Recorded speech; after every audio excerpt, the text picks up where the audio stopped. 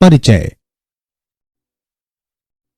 आज दो मित्र रॉय और सेड पिकनिक मनाने के लिए एक समुद्र तट पर आए और उन्होंने खूब आनंद लिया। यह तट प्राकृतिक सुंदरता से भरपूर है और मैं इस प्रकार की दृश्यावली बहुत पसंद करता हूं।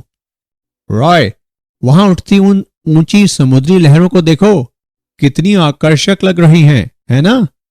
हाँ, वे तो आश्चर्यजनक हैं। लेकिन क्या तुम्हें पता है कि ये समुद्री तरंगें किस परिघटना का अनुसरण करती हैं? नहीं। क्या तुम मुझे बता सकते हो? हाँ, क्यों नहीं। ये समुद्री लहरें दोलन करती हैं। ये अपनी गति आवर्ती रूप से दोहराती हैं। ठीक है, मैं समझ गया। मगर मैं इस बारे में कुछ और जानना चाहता हूं। क्या तुम मुझे बता सकते हो? हाँ, बिल्कुल, मैं बताता हूं। विद्यार्थियों, इस पाठ में हम दोलनों के बारे में सीखेंगे। उद्देश्य।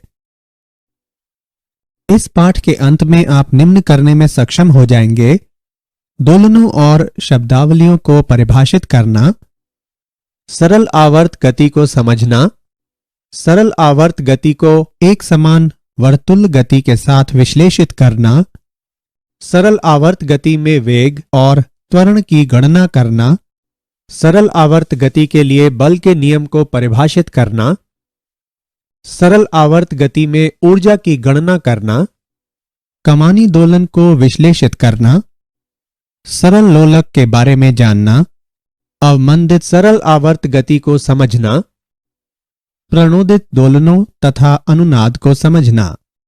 आवर्ती और दोलन गतियां। आवर्ती गति, यह वह गति है जो समान समय अंतरालों के बाद स्वयं को दोहराती है। समय अंतराल आवर्ती गति का आवर्तकाल कहलाता है। कुछ उदाहरण निम्न हैं: सूर्य के परितः ग्रहों की गति, पृथ्वी का अपने ध्रुवीय अक्ष पर घूमना, किसी घड़ी की सुइयों की गति।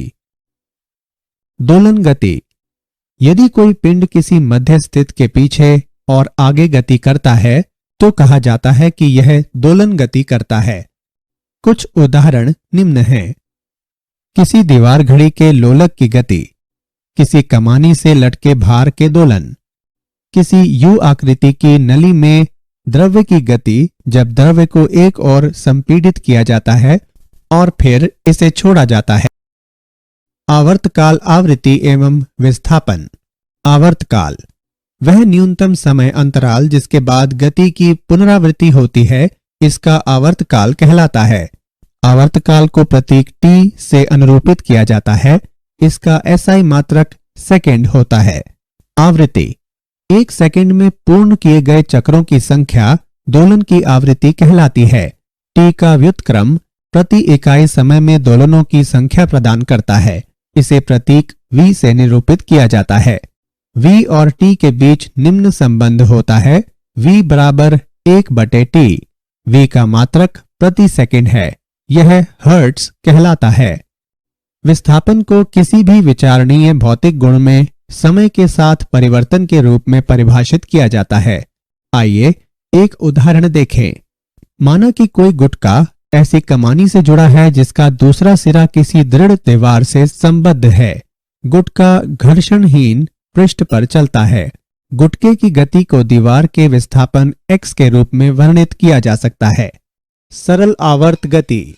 सरल आवर्त गति एक मध्य स्थित से एक सीधी रेखा में आगे और पीछे होने वाली आवर्ती गति होती है, जिसमें त्वरण विस्थापन के समानुपाती होता है तथा यह सदैव माध्य स्थिति की ओर निर्देशित होती है। एक कण पर विचार करें जो सीमाओं +a और -a के बीच एक x अक्ष के मूल पर आगे और पीछे दोलन करता है। यह सरल आवर्त गति है। यदि मूल से कण का विस्थापन x समय के साथ निम्नानुसार परिवर्तित होता है: xt बराबर a cos omega t + phi, जहां a बराबर आयाम, ओमेगा बराबर कोणीय आवृत्ति, phi बराबर कला नियतांक। SHM में विस्थापन समय का एक ज्यावक्रिय फलन होता है। सरल आवर्त गति तथा एक समान वर्तुल्य गति। सरल आवर्त गति एक समान वर्तुल्य गति का उस वृत्त के व्यास पर प्रक्षेप होती है जिसमें यह वर्तुल्य गति हो रही है। आइए बेहतर विश्लेषण के लिए एक उदाहरण देखें। एक गेंद को किसी डोरी के सिरे से बांधकर क्षैतिज तल में उसे किसी निश्चित बिंदु से परितः अचर कोणीय चाल से गति कराएं। तब गेंद क्षैतिज तल में एक समान वर्तुल गति करेगी। अपनी आंख को गति के तल में केंद्रित करके तिरछी ओर से या सामने से गेंद का अवलोकन करें। गेंद एक क्षैतिज रेखा के अनुदिश इधर उधर गति करती प्रतीत होगी, जिसमें घूर्णन का बिंदु मध्य बिंदु होगा। इसके विकल्प रूप में आप वृत्त के तल के लंबवत गेंद की परछाई को किसी दीवार पर भी देख सकते हैं। इस प्रक्रिया में हम जो कुछ अवलोकन करते हैं वास्तव में वह हमारी दृष्टि की दिशा के अभिलंबवत व्यास पर गेंद की गति होती है। सरल आवर्त गति में वेग तथा त्वरण। एक समान आवर्त गति में एक कण की चाल v इसकी कोणीय चाल ओमेगा गुने वृत्त a की त्रिज्या है। v बराबर ओमेगा a। t समय पर वेग v की दिशा वृत्त की स्पर्श रेखा के अनुदिश उस बिंदु पर जहां उस क्षण में कण स्थित है। प्रक्षेप कण का वेग निम्नानुसार व्यक्त है। v ऑफ t बराबर minus omega a sine omega t plus phi. यहां ऋणात्मक चिन्ह इंगित करता है कि v ऑफ t की दिशा x अक्ष की धनात्मक दिशा के विपरीत है। SHM करने वाले एक कण का तात्क्षणिक त्वरण संदर्भ वृत्त विधि से निर्धारित किया जा सकता है। एक समान वर्तुल गति करने वाले कण P के अभिकेंद्री त्वरण का परिणाम v वर्ग बटे a या ओमेगा वर्ग बटे a होता है और यह केंद्र की ओर अर्थात PO के अनुदिश निर्देशित होता है। प्रक्षेप कण P डैश का तात्क्षणिक त्वरण निम्न द्वारा व्यक्त है। a ऑफ t बराबर माइनस ओमेगा वर्ग a cos omega t plus phi बराबर माइनस ओमेगा वर्ग x। उदाहरण। आइए सरल आवर्त गति में वेग और त्वरण का एक उदाहरण देखें। सरल आवर्त गति के लिए जिसका आयाम 3 सेंटीमीटर और आवर्तकाल 5 सेकंड है, सामान्य अवस्था में तथा सामान्य अवस्था से 2 सेंटीमीटर विस्थापन में वेग और त्वरण ज्ञात करें। आइए इसका हल देखें। यहां आयाम a बराबर 3 सेंटीमीटर तथा कोणीय आवृत्ति ओमेगा बराबर 2 पाई बटे t बराबर 2 पाई बटे 5 रेडियन प्रति सेकेंड। विस्थापन के संदर्भ में वेग तथा त्वरण के लिए व्यंजक निम्न है। v बराबर ओमेगा अंडर रूट a वर्ग माइनस y वर्ग तथा a बराबर ओमेगा वर्ग y। मध्य बिंदु पर y बराबर 0, अतः v बराबर ओमेगा a बराबर 3.77 सेंटीमीटर प्रति सेकेंड तथा a बराबर 0। y बराबर 2 सेंटीमीटर पर हम पाते हैं कि v बराबर 2 पाई वर्गमूल 5 बटे 5 बराबर 2.81 सेंटीमीटर प्रति सेकेंड। a बराबर ओमेगा वर्ग y बराबर 2 पाई बटे 5 वर्ग गुणा 2 बराबर 3.16 सेंटीमीटर प्रति सेकेंड वर्ग। सरल आवर्त गति के लिए बल नियम। सरल आवर्त गति में m द्रव्यमान के कण पर कार्य करने वाले बल की गणना करने के लिए हम न्यूटन के गति के द्वितीय नियम का तथा सरल आवर्त गति करने वाले कण के त्वरण हेतु व्यंजक का उपयोग करते हैं। f ऑफ t बराबर ma। a का मान प्रतिस्थापित करने पर हम पाते हैं कि f ऑफ t बराबर माइनस m ओमेगा वर्ग x ऑफ t।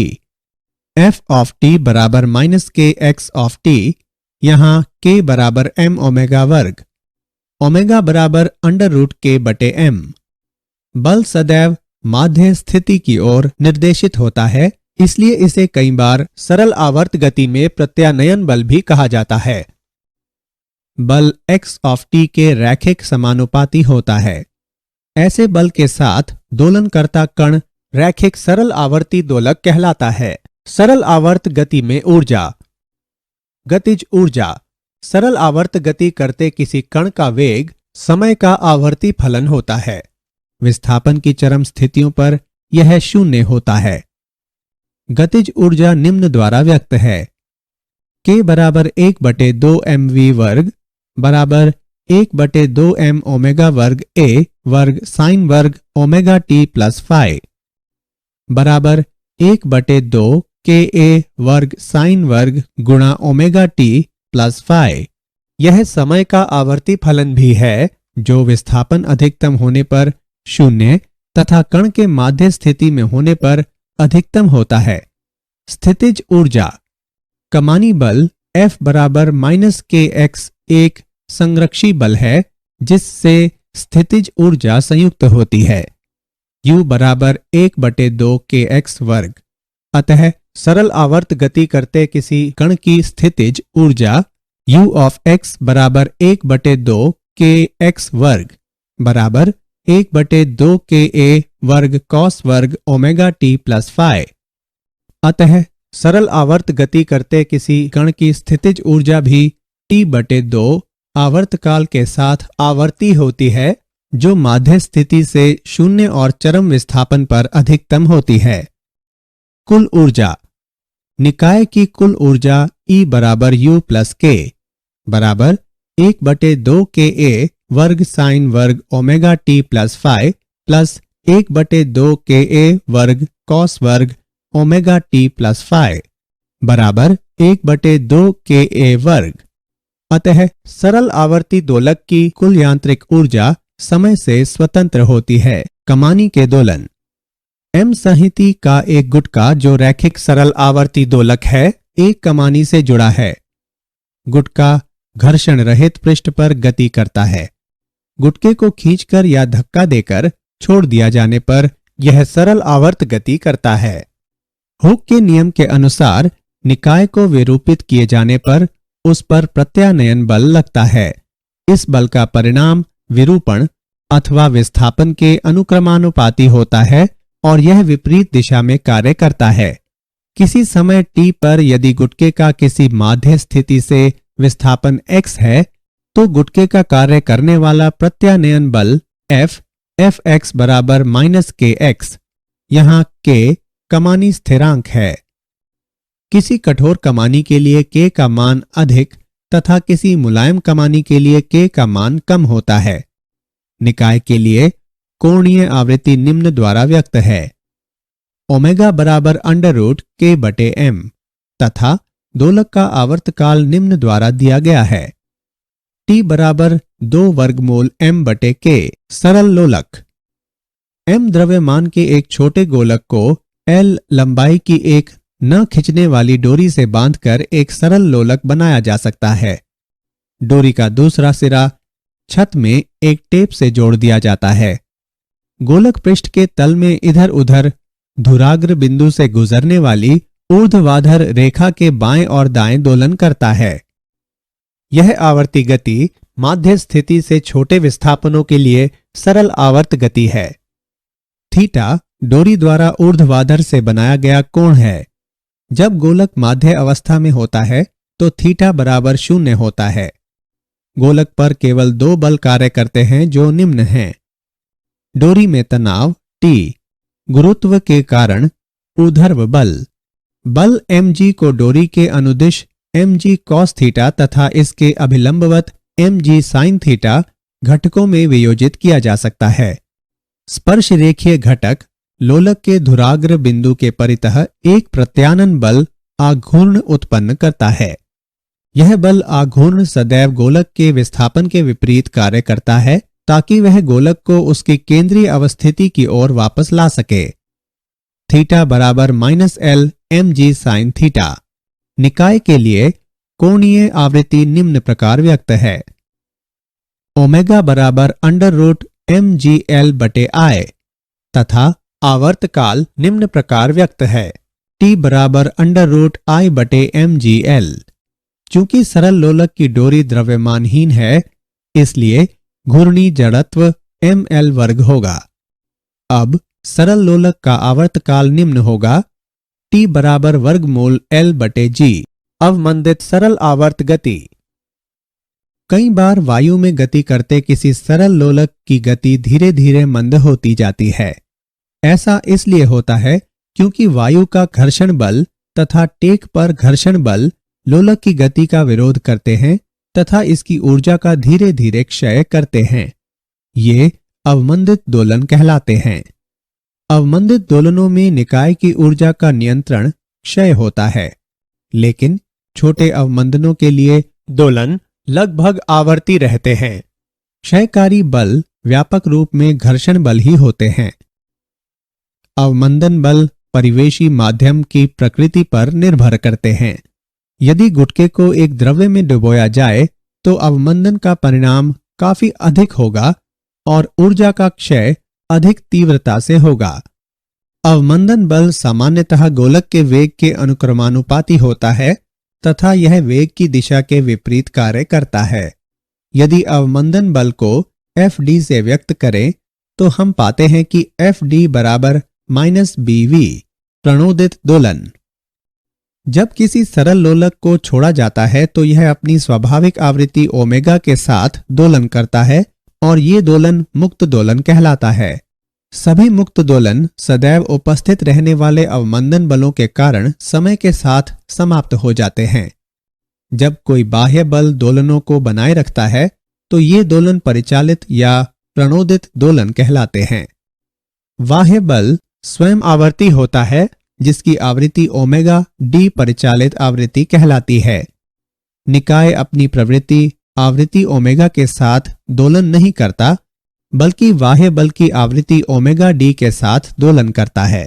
अनुनाद परिचालक आवृत्ति का वस्तु के दोलन के प्राकृतिक आवृत्ति के बराबर होने की स्थिति में दोलन के आयाम के अधिकतम होने की परिघटना को अनुनाद कहते हैं। आइए इसे एक उदाहरण से समझें। विभिन्न लंबाइयों के 5 सरल लोलक एक ही डोरी से लटकाए गए हैं। लोलकों 1 और 4 की लंबाइयां बराबर हैं तथा अन्य की लंबाइयां भिन्न हैं। अब हम लोलक 1 को गतिमान करते हैं। संबद्ध डोरी से होकर ऊर्जा उस लोलक से अन्य लोलकों को स्थानांतरित होती है जिसके फलस्वरूप वे भी दोलन करने लगते हैं। परिचालन बल संबद्ध डोरी द्वारा प्रदान किया गया है। इस बल की आवृत्ति लोलक 1 के दोलन की आवृत्ति के समान होती है। लोलकों 2, 3 और 5 की अनुक्रियाएं हैं। वे पहले विभिन्न आयामों से अपनी अपनी प्राकृतिक आवृत्तियों के दोलन करते हैं, परंतु यह गति अवमंदित हो जाती है और बनी नहीं रह पाती। लोलक 4 की अनुक्रिया लोलकों के इस सेट के विपरीत होती है। यह लोलक 1 के समान आवृत्ति के साथ दोलन करता है और इसका आयाम धीरे धीरे बढ़ता हुआ काफी अधिक हो जाता है। अनुनाद की भांति अनुक्रिया देखी जाती है।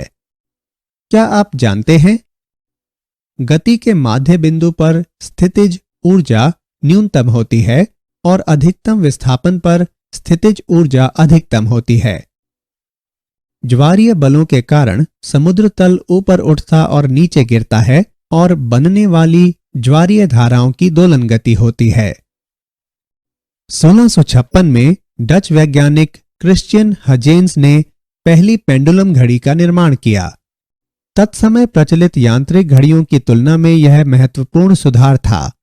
इनकी सर्वोत्तम शुद्धता को प्रतिदिन 15 मिनट के विचलन से बढ़ाकर प्रतिदिन लगभग 15 सेकंड तक कर दिया गया। सारांश। आइए हमने जो कुछ सीखा है उसे संक्षेप में दोहराएं।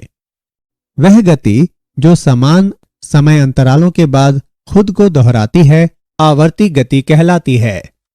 यदि कोई पिंड किसी माध्य स्थित से पीछे और आगे की गति करता है तो कहा जाता है कि यह दोलन गति करता है। 1 सेकंड में पूर्ण किए गए चक्रों की संख्या दोलन की आवृत्ति कहलाती है। विस्थापन को किसी भी विचारणीय भौतिक गुण में समय के साथ परिवर्तन के रूप में परिभाषित किया जाता है।